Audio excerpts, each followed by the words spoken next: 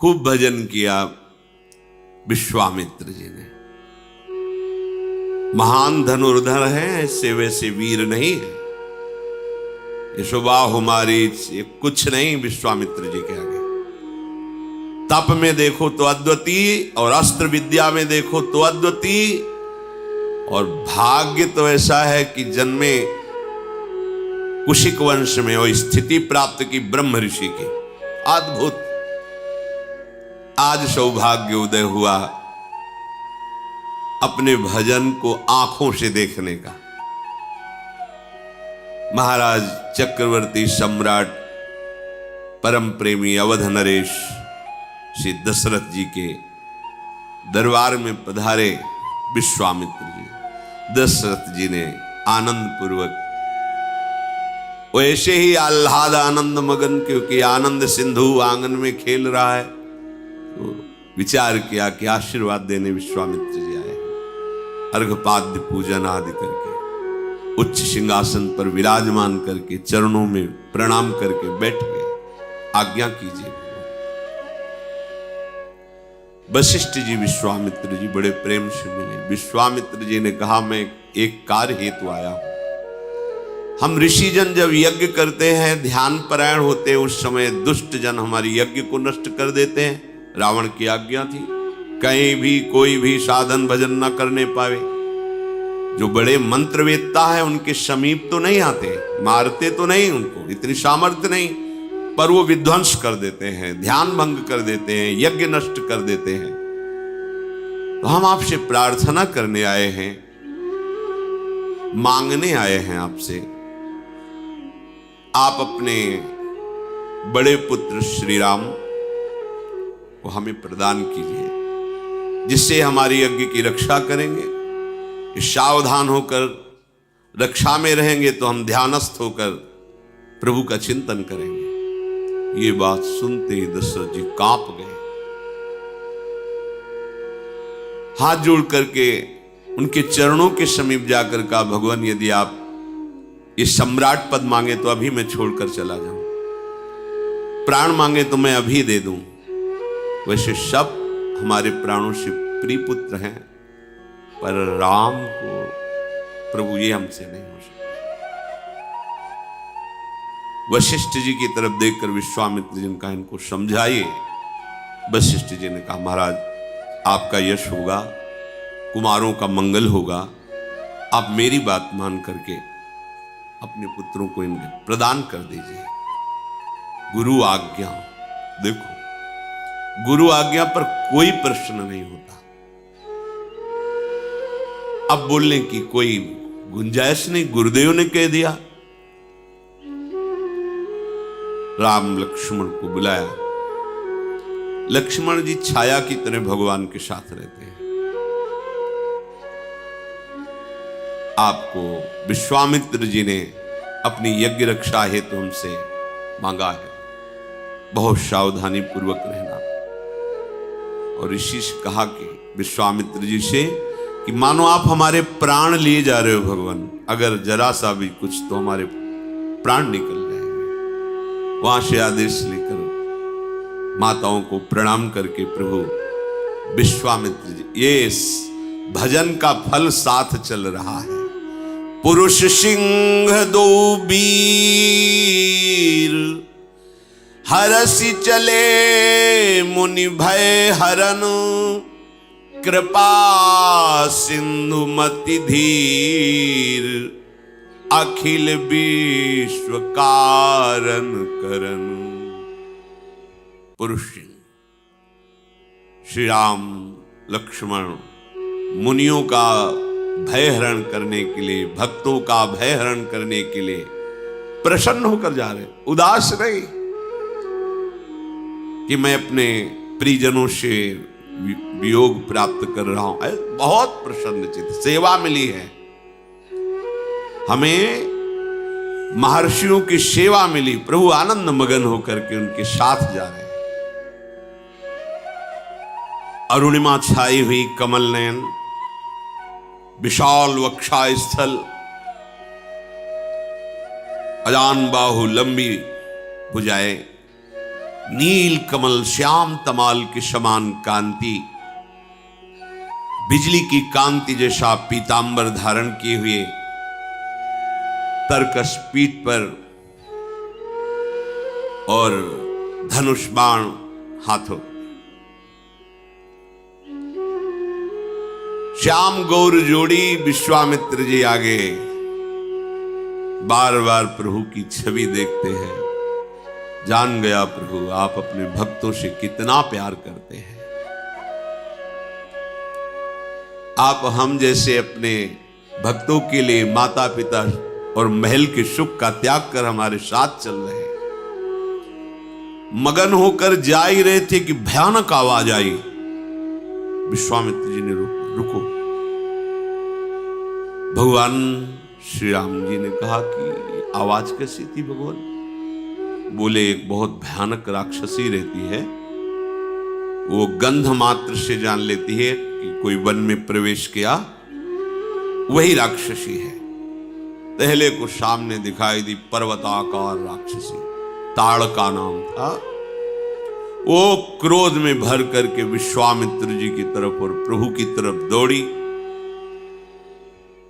भगवान हर समय सावधान चल रहे हैं। यहां एक हाथ धनुष पर और एक बाण पीठ में तोड़े, निकालने की जरूरत नहीं। और प्रभु का बाण अमोघ है, संधान किया जाता है तो लक्ष्य का भेद करके पुनः प्रभु के हाथ में आ जाता है।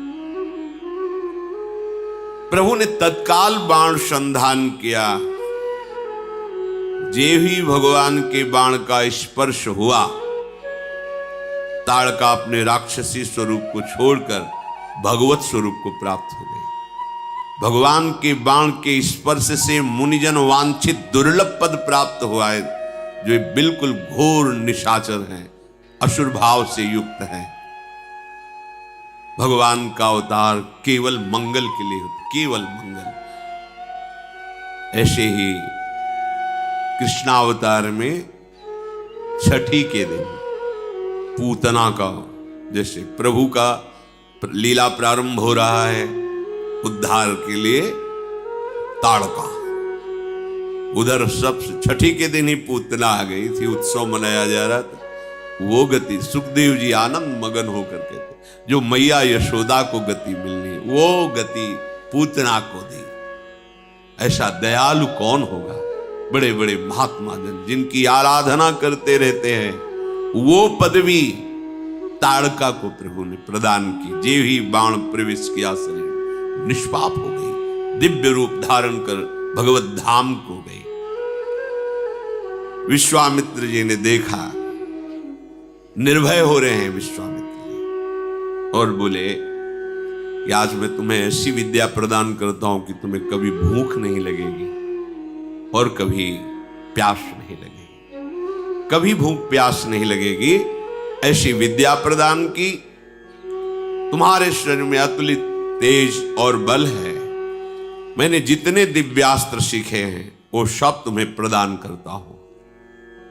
वैसे तो सब प्रभु से ही प्रकट हुए, पर लीला में विश्वामित्र जी ने दिव्यास्त्र भगवान को प्रदान किए। सुखपूर्वक आश्रम में प्रभु विराजमान हुए। बहुत से ऋषि मुनि अपने अपने आश्रमों से आकर के प्रभु के दर्शन कर रहे हैं और आशीष देते हैं और निर्भय हो जाते हैं कि अब हम सब ध्यान भजन यज्ञ निर्भय होकर करेंगे, क्योंकि श्री राम लक्ष्मण रक्षा के लिए है। ऐसा नहीं कि प्रभु विश्वामित्र जी या उन्हीं मुनियों की रक्षा के लिए है, आपकी भी रक्षा के लिए। आप भजन करो। देखो एक बार काशी में जो कुछ मन में मलिनता रखते थे, ऐसे लोगों ने विचार किया कि गोस्वामी जी की हस्तलिखित जो ये भगवत लीला है, बहुत अद्भुत चमत्कार, जो सुने आसक्त हो जाए, जो पढ़े आंसुओं की धार बहने लगे। सबको लगा कि जो संस्कृत के ग्रंथ है महामहिम है, उनके प्रभाव से भी बढ़कर इनका प्रभाव बढ़ता जा रहा है। अगर ये ग्रंथ ही हटा दिया जाए तो रात्रि में गोस्वामी जी जब सो रहे हो तो इस ग्रंथ को उठा करके गंगा जी में प्रवाहित कर दिया जाए, पक्का हो गया। अब जब रात्रि में गए तो वहां देखा कि 2 नौ किशोर गौर श्याम धनुष बाण बिल्कुल संधान किए हुए खड़े। भय लगा। कुटिया के दूसरे दरवाजे पर गए, यज्ञ मंडप जैसी कुटिया, वहां देख भयभीत हो गए, भाग गए। दूसरे दिन आए और कहा मैं उन रक्षकों के दर्शन करना चाहता हूं जो रात्रि में हमने। यहाँ कौन रक्षक, हम तो भगवान के दास हैं, यहाँ तो कोई रक्षा में नहीं, हम रात्रि में। उन्होंने अपनी बात बताई, हम आए थे उस ग्रंथ को ऐसा, पर हमने देखा कि 2 नौ किशोर तेज राशि रक्षा। भगवान के वचन है, भगवान त्रिकाल सत्य बोलते हैं। करो सदा तिनके रखवारी, स्वयं ज्यों बालक राखे महतारी। स्वयं पार्षद नहीं भेजते, अनंत शक्ति संपन्न पार्षद, पर स्वयं श्री भगवान अपने जनों की रक्षा करते हैं। सुंदर कंदमूल फल प्रभु को अर्पित किया गया। रात्रि में प्रभु जब शयन के प्रातः काल हुआ, नित्य क्रिया की और कहा आप सब ऋषि निर्भय रहो, पूरे वन में कहीं कोई भी निशाचर आतंक नहीं कर सकता। अब जीव ही स्वाहा हुआ और धुआं उठा तो महाक्रोध धारण करके राक्षस मारीच अपने सहायकों के साथ विनाश करने के लिए आ गया। यज्ञ विध्वंस। भगवान तो रक्षा के लिए खड़े ही थे, बड़े लीला बिहारी हैं। फण वाला बाण नहीं मारा, बिना फण वाला, क्योंकि कट जाता उसी समय, तो आगे लीला में कैसे सहयोग करता। इसलिए मारीच को बिना फण वाला बाण मारा, वो 100 योजन विस्तार वाले समुद्र के पार गिरा, 400 कोस दूर जाकर गिरा। उसका सहायक सुबाहु था। सुबाहु ने अपनी सेना सहित आक्रमण किया, अग्निबाण का संधान करके सुबाहु को भस्म कर दिया और लखनलाल ने सारी सेना को नाश कर दिया। ऋषियों से कहा निर्भय हो जाओ, मारीच सुबाहु का भय बिल्कुल नहीं, कुछ किसी की सामर्थ्य नहीं जब तक हम रक्षा में है यहां को। इसीलिए शरणागति का पहला लक्षण है निर्भय। क्यों? मेरे प्रभु कह रहे हैं, वादा कर रहे हैं कि तुम निश्चिंत रहो, योगक्षेमम भाम्यहम्, मैं हूं ना। कहां आप स्वीकार करते हैं कि प्रभु आपके साथ हैं? संतों ने अनुभव किया है। मुख में हो राम नाम, राम तेरे हाथ में, बंदे तू अकेला नहीं, राम तेरे साथ में। जब नाम चल रहा है तो प्रभु तुम्हारे हाथ में है। जैसे डोरी हाथ में, जैसा चाहो पतंग न चालो। ओए नाम जापक, तू अकेला नहीं, तेरा आराध्य देव तेरे साथ है। अनुभव करो, प्रभु मेरे साथ है। कुछ दिन रह करके ब्रह्म ऋषियों के पास बैठ करके सुंदर सुंदर पुराण स्मृतियों की वार्ता होती है, प्रभु श्रवण करते हैं। यद्यपि प्रभु सब कुछ जानते हैं, पर मर्यादा है।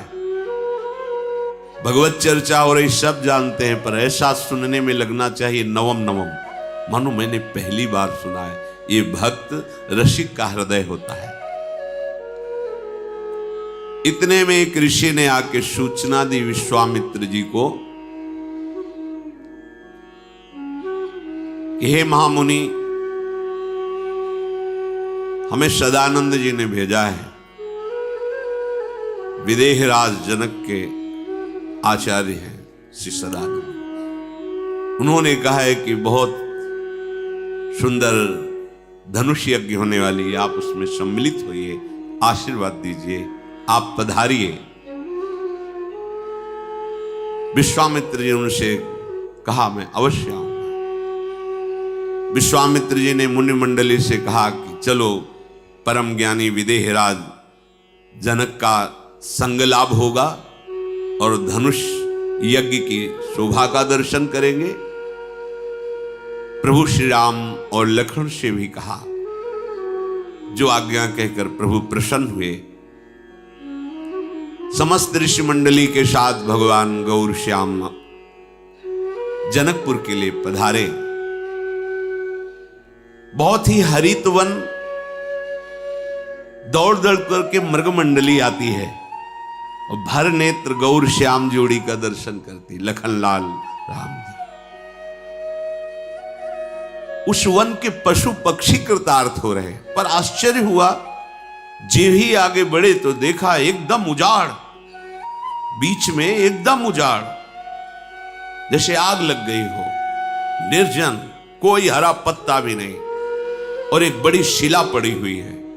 ऐसा लगता है पूर्व में यहां आश्रम था, पर सब नष्ट भ्रष्ट जैसा हो गया।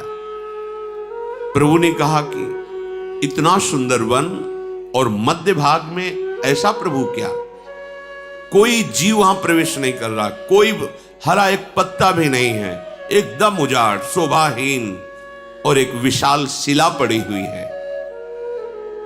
तब विश्वामित्र जी ने बताया कि ये गौतम ऋषि का आश्रम है। बड़ा अमंगल हो गया, तो उनके शाप के कारण ये सब श्रीहीन हो गया। क्या हुआ, क्यों शाप दिया गौतम ऋषि ने? तो बताया कि उनकी पत्नी जो अहिल्या जी थी, बहुत ही सुंदर, सर्वांग सुंदर, इतनी सुंदर थी कि अप्सराओं के मध्य में रहने वाले देवराज इंद्र को अप्सरा भी फीकी लगने लगी। और स्वयं आकर मृत्युलोक में जब देखा अहिल्या जी को, तो उनका हृदय गलत भाव से युक्त हो गया, काम भाव से युक्त हो गया। अब इतनी सामर्थ्य नहीं थी कि ऋषि के होते हुए वो गलत भाव लेकर आश्रम में प्रवेश करें। सही भाव से होता तो उनका पूजन भी होता। आदर कोई भी ऋषि हो, जैसे राजा पधारता है तो अर्घ आदि देना, ये शास्त्रीय सिद्धांत है। राजा के आने पर उसे भगवान को स्वरूप मानते हैं, ऐसी ऋषि परम, वो ऋषियों के चरणों में प्रणाम करते, वो उनका आदर करते। फिर वो तो देवराज है, पर मन में कलुषता है, कलमुषता है, तो सामने जा नहीं सकते, अवसर देख रहे। प्रातःकालीन ब्रह्म मुहूर्त में स्नान करने के लिए वो निकलते थे गौतम ऋषि। तो उसने अपनी माया से रात्रि में ही, उस समय कोई घड़ी देखने का तो था नहीं, मुर्गा आवाज दिया, मानो ब्रह्म मुहूर्त हो गया। मुर्गा की आवाज आई, उनको लगा कि ब्रह्म मुहूर्त हो गया, शायद ध्यानस्थ होने के कारण मुझे रात्रि का पता नहीं चला। और वो स्नान के लिए जे ही निकले तो गौतम ऋषि का रूप धारण करके देवराज अहिल्या के समीप। अहिल्या जी ने कोई विचार ही नहीं किया, क्योंकि कोई शंका हो तो हो। इधर जब वहां जल के समीप गए तो वहां वरुण देवता के पार्षदों ने कहा कि आपके साथ छल किया गया है। इस समय तो मध्य रात्रि होने जा रही है, अभी आप ब्रह्म मुहूर्त का समय कैसे मान लिए? ये सब मायाकृत आवाज थी, और आपके आश्रम में बड़ा ही छल भरा कार्य हुआ है, और वो देवराज इंद्र कर रहा है। ऐसा सुनते कि इतनी ताकत, इतनी हिम्मत, हमारी कुटिया में अपवित्रता, सीधे मुड़े। वहां गए तो बड़ी शीघ्रता से भयवश निकल ही रहे थे देवराज। अब तो गौतम ऋषि के सामने गौतम ऋषि बने हुए देवराज, गौतम ऋषि का छल का त्याग कर तत्काल देवराज इंद्र के, तुम त्रिभुवनपति हो, तुम्हारा कार्य है पिता की तरह पूरे त्रिभुवन का पालन करना।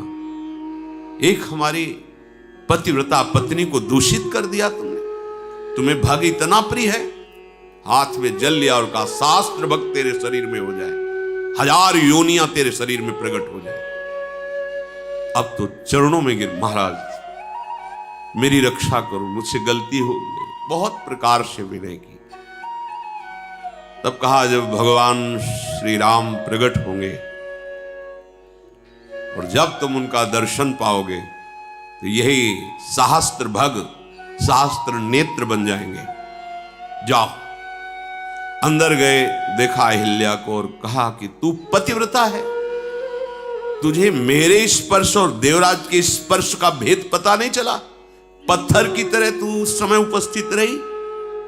तुझे अपने पातिव्रत धर्म से यह पता नहीं चला कि तेरा स्पर्श कौन कर रहा है? भले भेष बदले था तो तुझे स्पर्श का पता नहीं चला। जल जा, तू पाषाण हो जा। पाषाण होते हुए प्रार्थना की कि भगवान, मैंने तो सिर्फ आपको ही देखा था, मैं समझी आप कृपा करो। मेरा यद्यपि मैं अपावन हो चुकी हूं, पर मेरा इसमें दोष नहीं था विनय की। तो उनका जब भगवान श्री राम अपने श्री चरण से स्पर्श कर देंगे तब तुम अपने स्वरूप को प्राप्त हो जाओगी। और संपूर्ण प्रकृति को साप दिया उस आश्रम की, तुम सब यहां चेतन हो, मेरे तप से सुरक्षित हो, किसी ने मुझे संकेत नहीं किया। जब उजाड़ हो गए, उसी समय जैसे आग लग जाए ऐसे सब चेतनाहीन हो गए। विश्वामित्र जी ने कहा, प्रभु यह आपके चरण स्पर्श की लालसा से अहिल्या जी शिला बनी हुई पड़ी है, आप कृपा करो। गौतम नारी श्राप बश उपल देह धरि धीर, चरण कमल रज चाहती, कृपा करहु रघुवीर। हे रघुनंदन, आप अपने श्री चरणों से शिला का स्पर्श करो। विश्वामित्र जी की ऐसी आज्ञा हुई। भगवान ने करुणा करके अपना चरण बढ़ाया, जे ही स्पर्श किया, परशत पद पावन शोक नशावन, प्रगट भई तप पुंज सही, देखत रघुनायक जन सुखदायक, सन्मुख होई कर जोरी रही, अति प्रेम अधीरा पुलक शरीरा, मुख नहीं आवे बचन कही, अतिशय बड़ भागी चरणनि लागी, युगल नयन जलधार बही। जो ही प्रभु के पावन श्री चरणारविंद का स्पर्श हुआ, वो जो एक शिला पड़े, तत्काल दिव्य तेजोमयी रूप धारण किए हुए अहिल्या जी प्रकट हो गए। हाथ जोड़ा, हे अपने शरणागतों की रक्षा करने वाले, भक्तों को सुख देने वाले प्रभु। आंखों से अश्रु चल रहे, रोमांच हो रहा है, प्रेम की अधीरता बढ़ रही।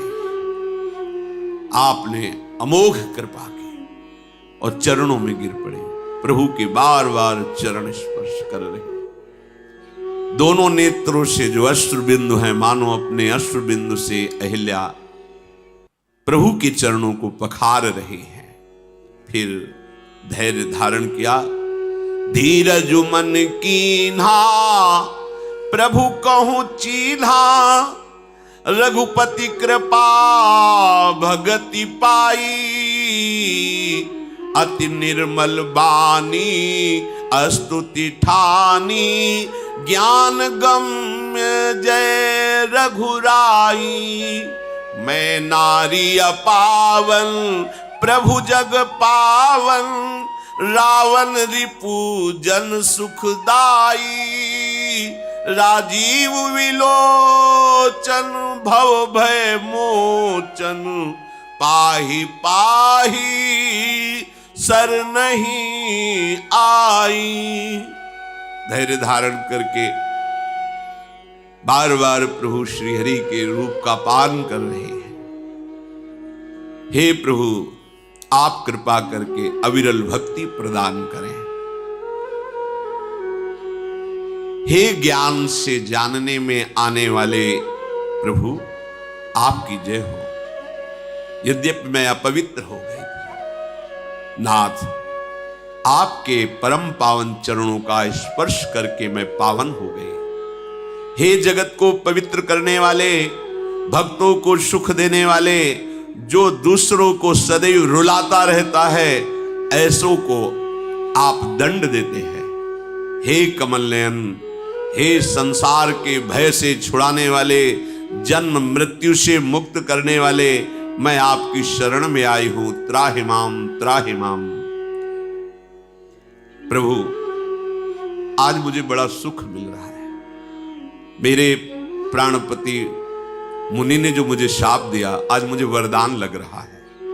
मुनि शाप जो दीन्हा अति भल कीन्हा, परम अनुग्रह मैं माना। देखूं भरी लोचन हरि भव मोचन, यह लाभ शंकर जाना। बिनती प्रभु मोरी मैं मति भोरी, नाथ न मांगूं बर आना। पद कमल परागा रस अनुरागा, मम मन मधुप करे पाना। जो मुनि ने शाप दिया, आज मुझे बहुत अच्छा लग रहा है, मानो मुझे वरदान दिया। बड़ा अनुग्रह मानती हूं अपने पति का जो मुझे शाप दिया, क्योंकि संसार से छुड़ाने वाले, भवबंधन से मुक्त करने वाले हे प्रभु श्री हरि, मैं आज नेत्र भर कर आपको देख पा रही हूं, देख ही नहीं पा रही, आपके चरणों का स्पर्श प्राप्त किया। भगवान शंकर जी सबसे बड़ा लाभ यही मानते हैं कि हरि का साक्षात्कार हो जाए, यह लाभ शंकर माना।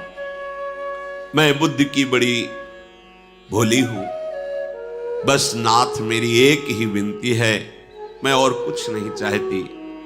अब केवल यही चाहती हूं कि मेरा मन रूपी भौरा आपके श्री चरण कमल का पराग पान करके उन्मत्त बना रहे, अर्थात आपके प्रेम रस में मेरा मन डूबा रहे। आहा, मुझे आज कितना बड़ा सौभाग्य मिला। जेहि पद सुर शरीता परम पुनीता, प्रगट भई शिव शीस धरी। सोई पद पंकज जेहि पूजत अज, मम सिर धरऊ कृपालु हरि। यही भांति सिधारी गौतम नारी, बार बार हरि चरण परी। जो अति मन भावा सो बर पावा, गए पति लोक आनंद भरी। आहा, ये वही श्री चरण है जिनके धोवन से गंगा जी प्रकट हुई है, वही गंगा जी जिनको भगवान शंकर अपनी जटाओं में सिर में धारण करते हैं। आहा, ये वही श्री चरणारविंद हैं जो ब्रह्मा जी के द्वारा निरंतर पूजित होते रहते हैं, पुलकित हो रहे अहिल्या जी। हे कृपालु, आज कृपा करके उन्हीं श्री चरणों को आपने मेरे मस्तक पर पधराया। बार बार स्तुति, बार बार प्रणाम करके प्रभु के चरणों को पकड़कर, हे प्रभु, ये मेरा मन सदैव आप में अनुराग भरा रहे। तत्काल विमान आया और विमान पर बैठकर जहां गौतम ऋषि उत्तम लोकों में थे, वहीं अहिल्या जी अपने पति लोक को प्राप्त हुए। सब ऋषि जन विश्वामित्र जी के जो साथ थे बहुत आनंदित हुए और प्रभु के स्वभाव को देख रहे हैं। अस प्रभु दीन बंधु हरि, कारण रहित दयाल। तुलसीदास सठ तेहि भजू, छाड़ी कपट जंजाल। कैसे हमारे प्रभु दीन बंधु हैं, दयालु हैं, अकारण दया करते हैं। कोई कारण नहीं दया का, अकारण हित करने वाले, दया करने वाले। ऐ मन, सठता का त्याग कर, कपट मत कर। इस कपटी माया के जंजाल का त्याग करके तू एक बार प्रभु का भजन कर ले, फिर देख कैसे निहाल हो जाता है। आगे बढ़े। जे भी अहिल्या के रूप में शिला हुई तो संपूर्ण आश्रम मानो बसंत ऋतु फैल गई हो, तत्काल वैसे ही दिव्य शोभा से युक्त हो गया।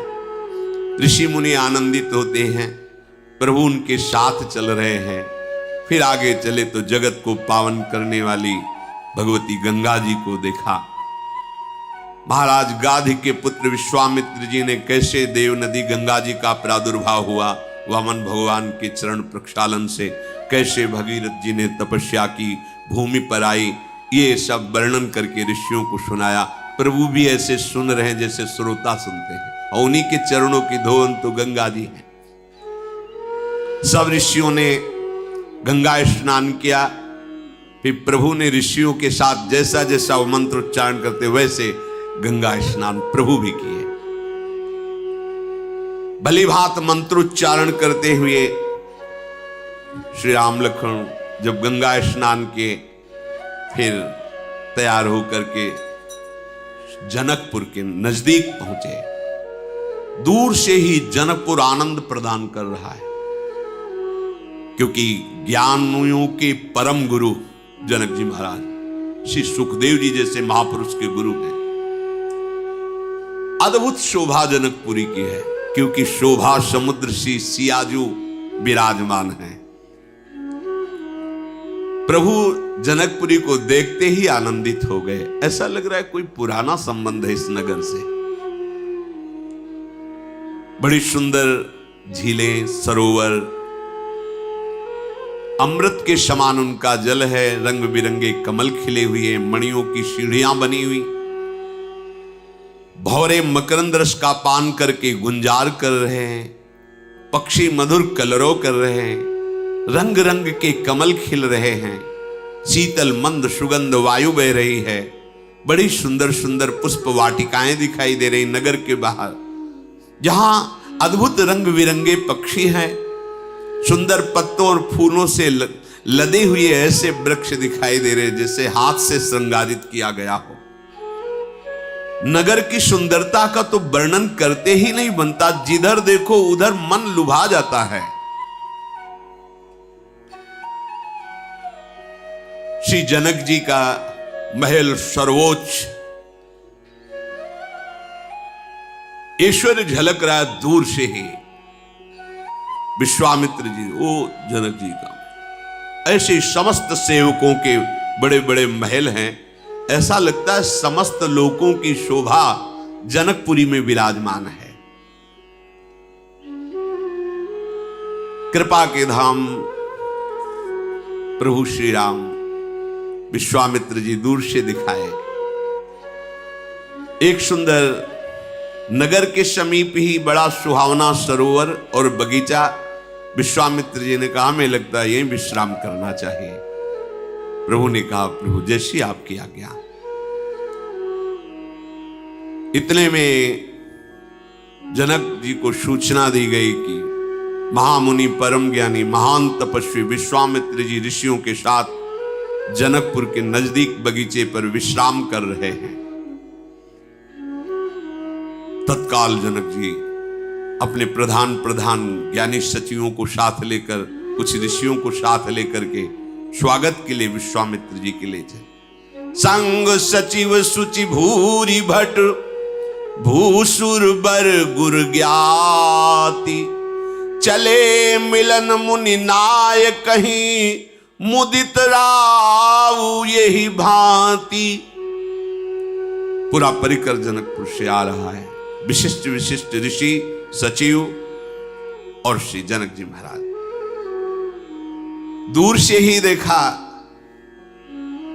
अद्भुत शोभा से युक्त विश्वामित्र जी, दूर से ही साष्टांग प्रणाम किया, जमीन पर मस्तक रख करके प्रणाम किया। प्रणाम की ये विशेषता है। जरूरी नहीं कि आप चरण स्पर्श करें जाकर के, अलग अलग संतों के नियम भी होते हैं। कुछ लोग ऐसा समझते हैं कि ये अपने को बड़ा पवित्र समझते हैं, चरण नहीं छुआते।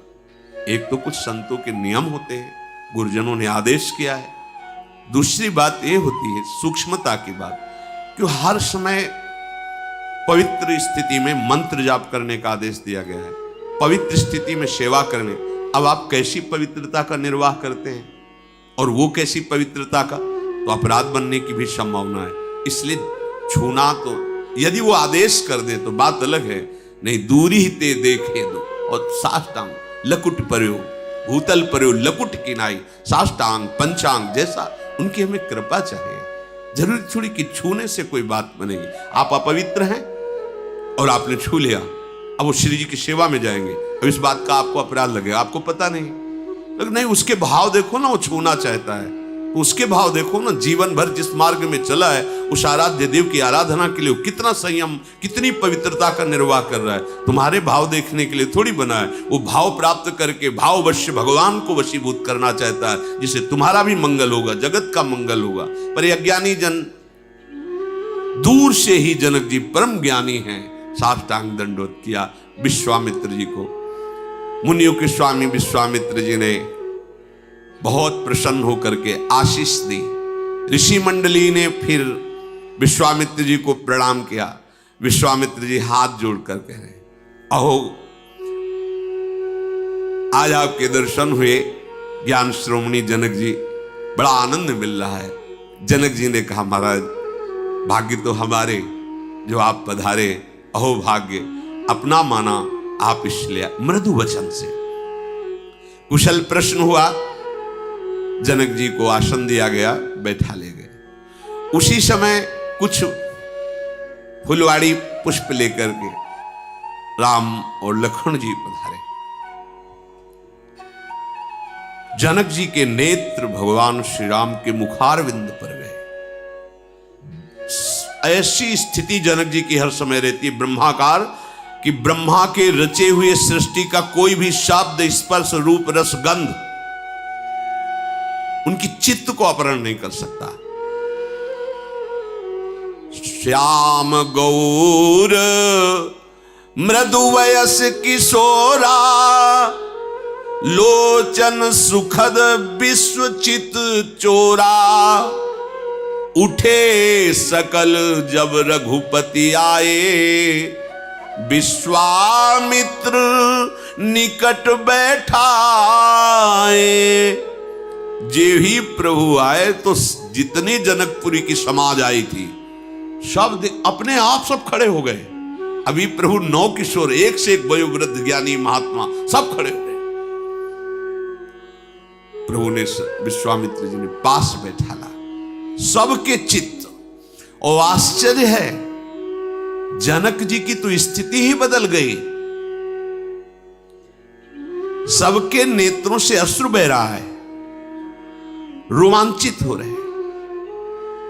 और जनक जी की तो स्थिति, मूरति मधुर मनोहर देखी, भयउ विदेहो विदेहो विषेकी। वैसे ही देव भाव रहित ब्रह्मबोध संपन्न महापुरुष अब तो प्रेम की दशा जागृत हो गई, विदेह और विदेह में हो गए। बार बार संभालना चाहते जनक जी अपने चित्त को। विश्वामित्र जी देख रहे जनक जी की तरफ। प्रेम मगन मनु जानि नृप, करि विवेक धरि धीर। बोले मुनि पद नाई, सिर गद गद गिरा गंभीर। बार बार अपनी स्थिति को संभालते हैं, पर प्रेम व्यवस्था झलक रही है। हाथ जोड़कर विश्वामित्र जी से कहा कि ये कौन है?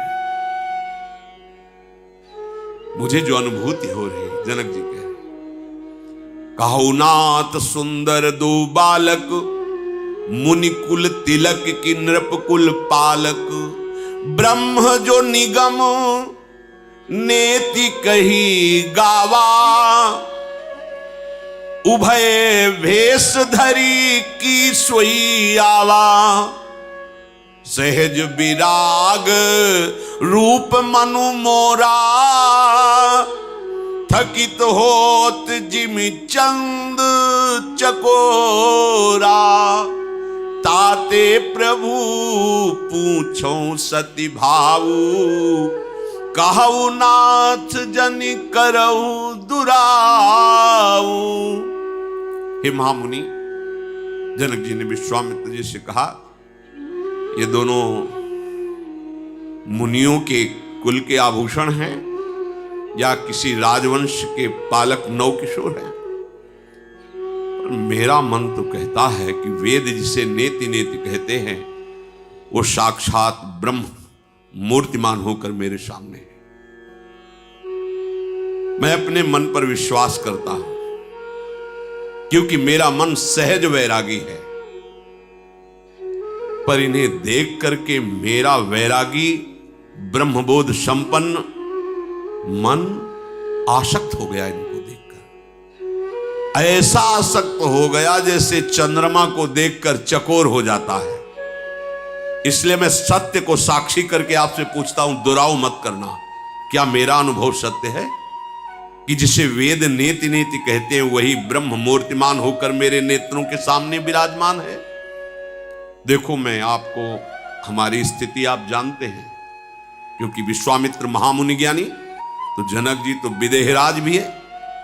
कह रहे हैं जनक जी सत्य बताना, क्योंकि मेरा अनुभव कह रहा है, इन्हीं बिलोकत अति अनुरागा बरबस ब्रह्म सुख ही मन त्यागा। इनको देखते ही मेरा जो ब्रह्मानंद में डूबा हुआ मन था वो अब राम रूप में आकर आसक्त हो गया है। ऐसा नहीं हो सकता। त्रिभुवन का कोई रूप विदेहराज जनक को मोहित कर ले, ऐसा नहीं हो सकता। ये वही हैं जिसे वेद नेति नेति के कहकर ब्रह्म साक्षात मूर्तिमान। आप सत्य को साक्षी करके बताइए। विश्वामित्र जी मुस्कुराए, कहा मुनि बिहसी कहो नृपुनि का, बचन तुम्हार न हो अली का। आपने ठीक यथार्थ अनुभव किया, आपका वचन कभी मिथ्या नहीं हो सकता। विश्वामित्र जी जनक जी से कहा, आपने ठीक यथार्थ अनुभव किया। राम जी ने विश्वामित्र जी की तरफ देखा, इशारा किया कि सब विराजमान हैं प्रभु, हम जो लीला करने के लिए अवतरित हुए हैं ये भेद ही रहना चाहिए। बोले देखो ये ऐसे सुंदर हैं ही, इन्हें जो देखता है वो लुभायमान हो जाता है। और ये रघुकुल मणि दशरथ के जाए, मम हित लागी नरेश पठाए। महाराज चक्रवर्ती सम्राट दशरथ के पुत्र राम और लक्ष्मण मेरी यज्ञ रक्षा के लिए आए हुए हैं। बदल गए। भगवान श्री राम ने भेद नहीं तो शुरू किया था कि जो तुमने यथार्थ अनुभव किया उस परम सत्य है। प्रभु ने इशारा किया, प्रभु हाँ महाराज चक्रवर्ती सम्राट दशरथ के पुत्र राम लक्ष्मण मेरी यज्ञ ये ऐसे हैं ही सुंदर कि सबको अच्छा लग। बिल्कुल बात छुपा ली। इनका शील, इनका सौंदर्य ऐसा है, सबके चित्त को चुरा लेते। ये महाबलशाली है, इन्हें कोई जीत नहीं सकता। ये मेरी यज्ञ रक्षा के हेतु आए हैं। राजा ने कहा, जनक जी ने, मैं समझ गया। अब मैं कह सकता हूं कि आपके चरण दर्शन से मेरा अहोभाग्य हुआ। ज्ञानियों की बात ज्ञानी ही समझते हैं। आपके चरण दर्शन और हाथ जोड़े विश्वामित्र जी की तरफ, मेरा अहोभाग्य हुआ और आपके कारण मुझे ये राजकुमार गौरश्याम का जो सौंदर्य है वो देखने बिल्कुल शायद कोई भी न जान पावे जो अन्य ऋषि जन आए हुए हैं कि कौन है। बड़ी परस्पर प्रीति प्रकट की विश्वामित्र जी और जनक जी महाराज ने। आनंदित होकर कहा, नाथ आज आपने हमें कृतार्थ कर दिया। बात करते विश्वामित्र जी से बार बार राम जी की तरफ उनकी शोभा को देख रहे, दृष्टि हटाना चाहते पर वो चित चोर ऐसे हैं कि बार बार दृष्टि जाती। पुलकित हो जाते, फिर हृदय को संभालते हैं और कहा अच्छा महाराज आदेश कीजिए, और भी सेवाएं है, क्योंकि धनुष यज्ञ है, बहुत से ऋषि मुनि राजा पदार्थ। हृदय को जो प्रेम से भर रहा था छुपा करके, वहां से प्रणाम करके विश्वामित्र जी पूरे मार्ग में केवल राम रूप छा रहा है। ये है परम ज्ञानियों को भी आकर्षित करके बलात् मुनिमन मोहन विश्वमन मोहन अपने आए। इसीलिए ब्रह्मानंद भी फीका लगने लगता है जब इनकी रूप माधुरी प्रकाशित होती है। अब जो भी जनकपुर में आ रहा सबका स्वागत कर रहे हैं जनक जी, पर उनके हृदय देश में और मानस पटल पर प्रभु का रूप आसक्त कर लिया, अनुराग युक्त कर लिया। इधर प्रभु लक्ष्मण जी की तरफ देखा, विश्वामित्र जी का भगवान संकोचवश लखन लाल कुछ कह नहीं पा रहे, हम कह दे? हाँ हाँ बोलो। हमें लगता है लखन लाल के मन में है कि जनकपुरी कैसी अंदर से देखे आवे। आपका आदेश हो तो जनकपुरी का दर्शन करना चाहते हैं। आज्ञा पाकर विनय के साथ प्रभु ने जब निवेदन किया, विश्वामित्र हाँ हाँ बिल्कुल निर्भय होकर जाओ, जनकपुर की शोभा का दर्शन करो, धनुष यज्ञ का दर्शन करो, तुम तो नीति को जानने वाले हो, जाओ। सुख निधान दोनों भाई विश्वामित्र जी की आज्ञा से जनकपुरी का दर्शन करने के लिए अंदर प्रवेश किए। अब वहां पहले से ही सूचना हो गई थी कि ऋषि के साथ ऐसे राजकुमार आए, जो देखता है वो लुभायमान हो जाता है। पीत रंग के वस्त्र धारण किए और कमर में पीले दुपट्टे बंधे हुए, पीठ पर तरकश, हाथ में धनुष बाण, गौर श्याम जोरी गजराज की तरह जनकपुरी में प्रवेश कर रहे हैं। शोर मच गया। वो राजकुमार जो विश्वामित्र जी के साथ आए वो जनकपुरी में प्रवेश कर रहे हैं। जो नर नारी जैसे भाग पड़ते हैं, प्रभु की शोभा देख रहे हैं। नक्श शिख से ऐसा सौंदर्य बरस रहा है गौर वर्ण लखन लाल। ये गौर श्याम जोरी रहती है कहीं किसी भी अवतार में। श्याम वर्ण श्री राम जी, पूरा नगर टूट रहा है। जब जनक जी को पता चला तो कुछ निजी अंगसेवियों को भेजा उनकी रक्षा, भीड़ को हटाने के लिए। सब ऐसे भाग रहे जैसे किसी दरिद्री को महाधन मिल रहा हो, ऐसा ही है। स्वभाव से ही सुंदर महामत्त गजराज की भात जनकपुरी में प्रभु विचरण कर रहे। जो देखता है वो ऐसा अनुभव करता है कि नेत्र धारण करना आज हमारा सफल हो गया, नेत्रों का फल। जो घर में स्त्रियां वो दौड़ नहीं पाई, अब वो कोई झरोखों से लगती है, वो आ रहे, अरे सखी मैं भरनेत्र कैसे देखूं, दौड़ करके ऊपर चढ़ जाती छत में। अब प्रभु तो नीचे देखते चल रहे, वहां पहले से कोई फूलों का व्यवस्था थोड़ी करके, तो चोटियों में फूल गिरते थे, फूल को लिया ऐसे छोड़ती है, प्रभु ऐसे देखते निहाल हो जाती है दौड़ दौड़ करके।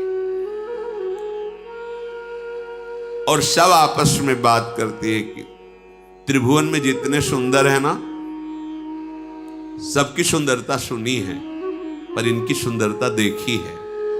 सुनने के अनुसार मैं कह सकती हूं कि इनसे सुंदर कोई त्रिभुवन में नहीं। करोड़ों कामदेव की छवि को इन्होंने जीत लिया। कोई देवता, मनुष्य, असुर, नाग, मुनि, कोई ऐसा सुंदर नहीं जैसे सुंदर है। सुना है भगवान विष्णु बहुत सुंदर है और उनके 4 भुजाएं हैं, लेकिन ये दुभुज कितने सुंदर लग रहे हैं। ब्रह्मा जी बहुत सुंदर है और उनके 4 मुख हैं, थोड़ा तो। सुना है भगवान शिव जी कर्पूर गौरम, पर जटाओं का बोझा, चिता की भस्म, बासुकी नाग, मुंडों की माला। सुंदर तो है ही, पर अब सखियां बात कर रहे। और भी बहुत से सुंदर देवताओं को देखा है, पर सखी सांवरे और गोरे किशोर को देखने के बाद मेरा मन कहता है कि त्रिभुवन में कोई इनके जैसा सुंदर नहीं। एक सखी ने कहा कि सयानी तू बात सही कह रही है, ये राजहंसों का जैसा जोड़ा विश्वामित्र जी की यज्ञ रक्षा के लिए आया है, ये तो महाराज दशरथ जी के पावन कुल को प्रकाशित कर रहे हैं। सखी मुझे एक बड़ा भय हो रहा है, ये महाराज जनक ने क्यों प्रण रख लिया कि जो धनुष तोड़ेगा सिया जी का वरण करेगा? छोड़ देना चाहिए प्रण। और इन किशोर उसके साथ, सिया जी की जोड़ी तो इन्हीं के साथ। महाराज जनक ने ये जो प्रण किया ठीक नहीं किया। दूसरी ने कहा सखी तुम कमजोर मत समझो, सुना है कि सुबाहु को भस्म कर दिया, एक बाण से मारीच को 100 योजन 400 कोस दूर फेंक दिया, तो तुम इनको केवल कुमार ही मत समझो। अगर प्रण किया है महाराज ने तो ये उसको धनुष का भी भंग करेंगे, आप चिंता क्यों करती हो? सखी तुम कहती तो जरूर हो, पर इनकी भुजाएं देखकर नहीं लगता ऐसा कि ये इतने बलशाली हैं, कोमल भुजाएं। अगर सिया जी के साथ इनका विवाह नहीं हुआ तो सखी हम बड़ी अभागी हैं। तो सखी तू ऐसा क्यों कहती? क्योंकि अगर सिया जी से विवाह हो गया तो बार बार आएंगे ना यहाँ, तो हमें देखने को मिलेगा ना इन्हें, और हम लोग भी कभी जा सकते हैं, क्योंकि सिया जी के दर्शन के बहाने अवधपुरी भी जा सकते, हमारा संबंध हो जाएगा ना। अगर मैंने पूर्व जन्म में या इस जन्म में कोई पुण्य किया है, हे दयु हे विधाता मेरी बात सुनो, राम जी का विवाह सिया जी से हो जाए। ऐसे नगरवासी आपस में। सयानी सखी कहती बड़ा असमंजस है, जनक जी ये बात नहीं मानेंगे, बिना धनुष तोड़े विवाह नहीं होगा। अरे सखी तू भूल क्यों कर रही है? अभी अभी सुना है कि एक पाहन को चरण से स्पर्श किया तो अहिल्या के रूप में प्रकट हो गए। इन बड़े सामर्थ्यशाली हैं, ये भगवान शिव के धनुष को भंग ऐसे कर देंगे, तुम चिंता क्यों करती हो? नहीं सखी, हमारी जो सखी सियाजू है ना, इतनी सुंदर है तो उनको दूल्हा भी इतना सुंदर मिलना चाहिए। बस हम तो इस बात से घबरा रही है। स्त्री आपस में ऐसी बात कर रही, भगवान आगे बढ़े। कुछ जनकपुरी के नवकिशोर बालक दौड़ दौड़ करके आते हैं और प्रभु को छूने के आपस में देख, ये बहुत सुखद है, बहुत सुखद, ऐसे दौड़ दौड़ के, और कहते हम आपको दिखाने चले, धनुष जा रखा है, यज्ञशाला बनी। वो कहते हाँ हाँ आप तो ऐसे दसियों नवकिशोर बालक दौड़ दौड़, देखो प्रभु यहाँ ऐसा, प्रभु ऐसे, प्रभु देख रहे, बड़ाई कर रहे हैं। सब शिशु यही मिशी प्रेम बस परस मनोहर गात। देखो देखो ऐसे छूते आनंद मगन। ये सब महान भजनानंदी है जो शिशु रूप में है, भगवान का स्पर्श प्राप्त कर रहे हैं। तन पुलकहि अति हर्ष ही देख देख दो हाथ। और प्रभु बालकों को भी ऐसे, हाँ अच्छा आप क्या दिखाना चाहते हैं, हम चलो वो दिखा रहे, और ये दिखा, ऐसे सब दौड़ दौड़ के प्रभु को अपनी अपनी तरफ बुला रहे, और प्रभु जो बुला रहा है उसके साथ चले। हाँ बहुत सुंदर, जनकपुरी की शोभा का तो क्या कहना। अरे जिनके पलक झपकते अनंत ब्रह्मांड रच जाते हैं, उन प्रभु के लिए कोई शोभा देखने वाली है क्या? पर प्रभु उन बालकों की प्रशंसा करते हैं। आश्चर्यचकित होकर जो मंच बना है उसको देख रहे हैं, जहां पर धनुष विराजमान है। प्रेम विनय भगवान की दृष्टि में और चेष्टा में, जो भी बड़ा बुजुर्ग जैसे प्रेम से भगवान सबसे मिलते हुए जा रहे हैं। संध्या का समय, तत्काल प्रभु वापस हुए, स्नान आदि करके संध्या वंदन किया, और जब विश्वामित्र जी शयन करने लगे तो राम लक्ष्मण जी अपने गुरु के चरण दबा रहे हैं। मुनिवर शयन की न तब जाई, लगे चरण चापन दो भाई। गुरुदेव शयन कर रहे, विश्वामित्र जी के चरण चाप रहे हैं। देयम सदा परिभवग्नम अभीष्ट दोहम तीर्थास्पदम श्री विरंच नुतम शरण्यम। वो प्रभु अपने कर कमल से अपने महान भक्त विश्वामित्र जी के चरण दाव रहे, जिनके चरण सरोरुह लागी, करत विविधि जप जोग विरागी। तेई दो बंधु प्रेम जन जीते, गुरुपद कमल पलोटत प्रीते। अरे जिनके चरणों के दर्शन के लिए वैराग्य धारण करके महान तपस्या और भजन के द्वारा जिनकी आराधना करते हैं, वही मूर्तिमान प्रभु प्रेम पूर्वक अपने गुरु जी के चरण दबा रहे हैं। फिर गुरुदेव ने आज्ञा करी, जाओ शयन करो। तो जब प्रभु श्री राम जी शयन कर रहे हैं तो लक्ष्मण जी उनके चरण दबा रहे हैं। चापत चरण लखन उर लाए, सभय सप्रेम परम सच पाए। फिर प्रभु ने कहा, तात आप भी शयन करो। तो श्री राम जी के चरणों को हृदय में रखकर लखनलाल शयन कर रहे। रात बीती, प्रातः काल हुआ। सबसे पहले लक्ष्मण जी जगे। सेवक धर्म बहुत विचित्र धर्म है। सेवक सुख चाह नहीं, सेवक अपना सुख कभी नहीं चाहा। लक्ष्मण जी सबसे पहले उठे लखन निश विगत सुनी, अरुण शिखा धुनि कान। गुरु ते पहले जगतपति, जागे राम सुजान। सबसे पहले लक्ष्मण जी उठे, फिर अपने गुरुदेव से पहले श्री राम जी उठे, फिर विश्वामित्र। समस्त दिनचर्या की युगल किशोरों ने और पवित्र कर फिर मुनियों को मस्तक, सब ऋषियों को प्रणाम किया। फिर आज्ञा भई, प्रातःकालीन देव अर्चना के लिए पुष्प लाइए। दोनों युगल किशोर राम लखन जनक जी की पुष्प वाटिका देखते ही मन लुभा जाए। लताएं वृक्षों का आलिंगन के झूम झूम करके पुष्प ऐसे नवीन पल्लव, मानो हर वृक्ष हर लता राम जी को बुला रही, हमसे पुष्प लो आकर के, हमें कृतार्थ करो आकर के।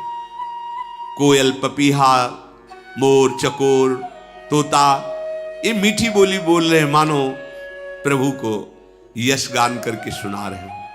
और जैसे जैसे प्रभु बढ़ते हैं, मयूर आकर नृत्य करते हैं। चातक कोकिल कीर चकोरा, कूजत बिहग नटत कल मोरा। मोर नृत्य करे, प्रभु पधारे।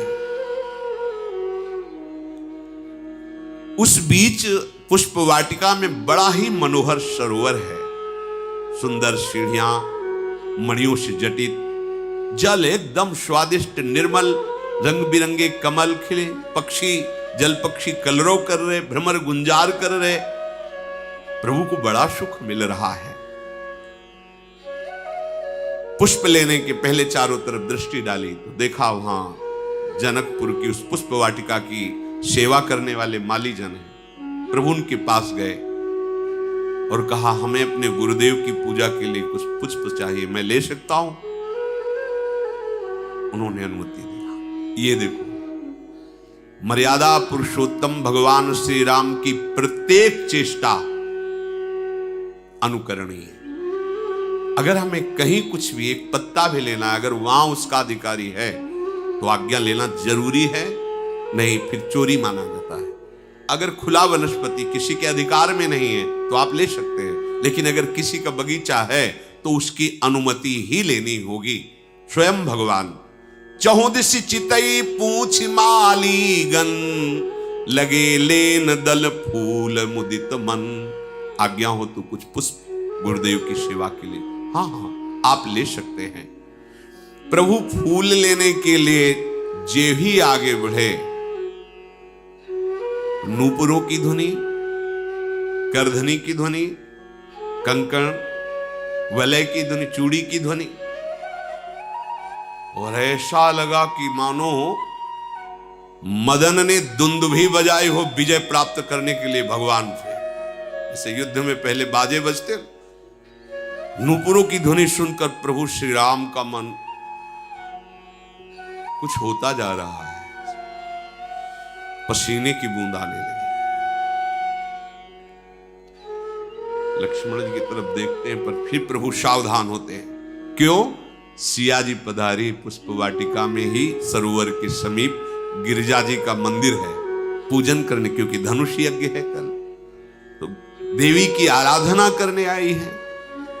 सर समीप गिरिजा गृह शोभा, बरन निजाय देख मनमोहा। सब सखियों ने पर्दा किया, सिया जी ने सरोवर पर स्नान किया और गिरिजा जी के पूजन के लिए उधर एक सखी पूजन के लिए पुष्प लेने गई थी। उसने जो ही देखा प्रभु श्री राम लक्ष्मण को, विकल हो गई, ऐसा रूप प्रभु का। अब वो बार बार कैसे चलूं, कैसे नेत्र हटाऊं इनसे, पर पूजन के लिए सिया जी को पुष्प पहुंचाना है। बहुत हिम्मत करके, आंसू बह रहे हैं, रोमांच है, शिथिल एकदम, कहां कदम पड़ रहा है, कोई सुधी नहीं। सिया जी ने दृष्टि डाली उस सखी के ऊपर, कहा सखी ये क्या? तासु दशा देखी सखिन पुलक गात जलु नैन, कहु कारण निज हरस कर पूछे सब मृदु बैन।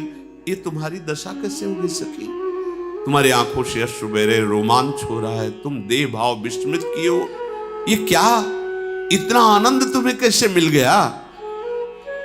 उसने कहा कि जब आज्ञा से पुष्प वाटिका में पुष्प लेने गई तो मैंने रूप देखा है, आंसू की धार। श्याम गौर किमि कहों बखानी, गिरा अनयन नयन बिनु बानी। ऐसा रूप देखा है कि जिसने देखा उसके वाणी नहीं कि बोल पावे। नेत्र ने देखा उसको, और वाणी जो बोल रही उसने देखा नहीं, तो वर्णन कैसे? बस इतना कहती हूं कि देखने योग्य है, देखना चाहिए। सुनि हर्षी सब सखी सयानी, सियहि अति उत्कंठा जानी। एक कहे नृप सुत ते आली, सुने जे मुनि संग आए काली। सिया जी के हृदय में एक अलौकिक आकर्षण, तो हम भी देखे चल के उस रूप को। हाँ, हमने सुना है विश्वामित्र जी के साथ दो राजकुमार आए हैं, शायद वही होंगे। चलो चलते हैं देखने के लिए। जिन्होंने पूरे नगर को मोहित कर लिया है वही पुष्प वाटिका में आए होंगे। बरनत छवि जहां तहां सब लोगू, अवश्य देखिए देखन जोगू। चलो चलो, वो देखने योग्य।